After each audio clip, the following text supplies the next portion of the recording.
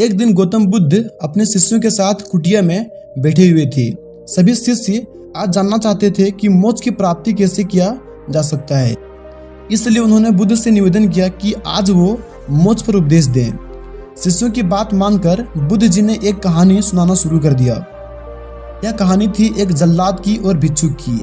अपने राज्य का मुख्य जल्लाद, जिसने बहुत से गुनहगारों को दंड दिया था, अब वह रिटायर होकर राज्य से बाहर एक कुटिया बनाकर अपना जीवन व्यतीत कर रहा था। उसे हमेशा लगता था कि उसने कितने लोगों की हत्या की है, वह कितना पापी है। ऐसे ख्यालों से वह हमेशा घिरा रहता था। वह अपना सारा दिन पश्चाताप में ही गुजारता था। एक दिन वह रोज की तरह इन्हीं ख्यालों में खोया हुआ खाना खाने के लिए थाली परोस रहा था। तभी उसके दरवाजे से किसी की आवाज आई। उसने बाहर जाकर देखा तो एक भिक्षुक खड़ा था। भिक्षुक के चेहरे को देखकर जल्लाद समझ गया भिक्षुक बहुत ही लंबी साधना के बाद आज उठा है और भूख से व्याकुल भी है।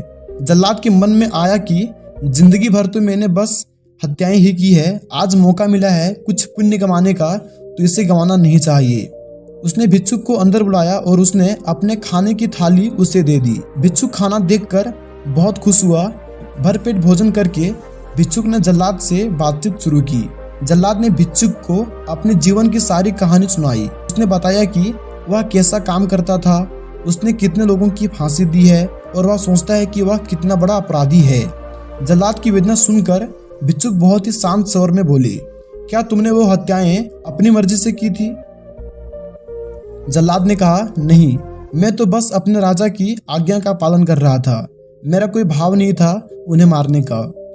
तब भिक्षुक ने कहा, तब तुम अपराधी कैसे हुए? तुम तो अपने राजा के आदेशों का पालन कर रहे थे।